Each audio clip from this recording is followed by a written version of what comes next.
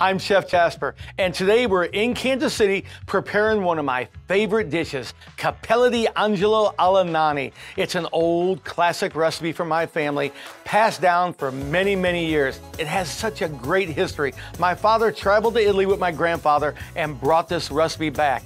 And I'm telling you, you're going to absolutely love it.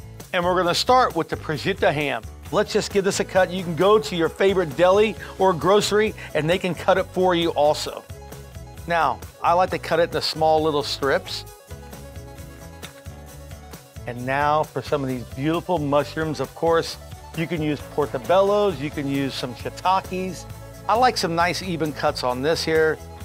The pasta is boiling, and of course, I have all the ingredients prepped. That's really all I need to do. We're gonna bring it over to the range and start this delicious recipe. All right, it's now time to prepare the pasta alla Nanni. So let's start off with some butter in our pan and just kind of melt that butter. Look how quickly it goes over that gas. Of course, we'll add our mushrooms and of course, our prosciutto ham. Now, look how quickly this starts cooking over this gas fire. Just what we want, but we want the mushrooms, you want the texture to still be there, so we don't want to overcook them at all. And now at this point, the red pepper, it's gonna give a great flavor. All right, we're gonna add our tomato sauce.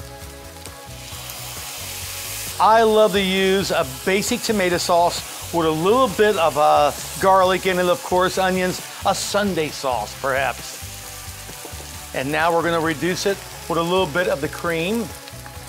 Look at the dish just transform immediately.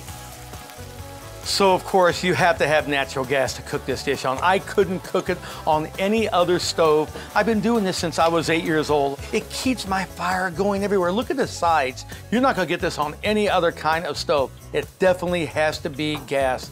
But really what makes a difference on this gas stove, when I add the cheese, watch how quickly it melts and it becomes a sauce. You can't put too much cheese in there. I'll tell you that right now.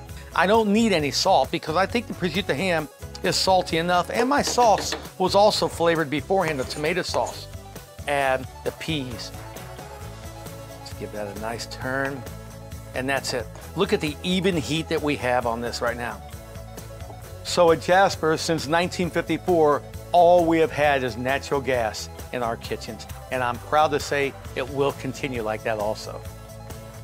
The pasta is finished cooking. Capelli di Angelo, the angel hair thin pasta. Just drop that right in there. Give it a nice even coating, and you have a dish that was created back in 1954 and is still a classic recipe at Jasper's restaurant right here in Kansas City.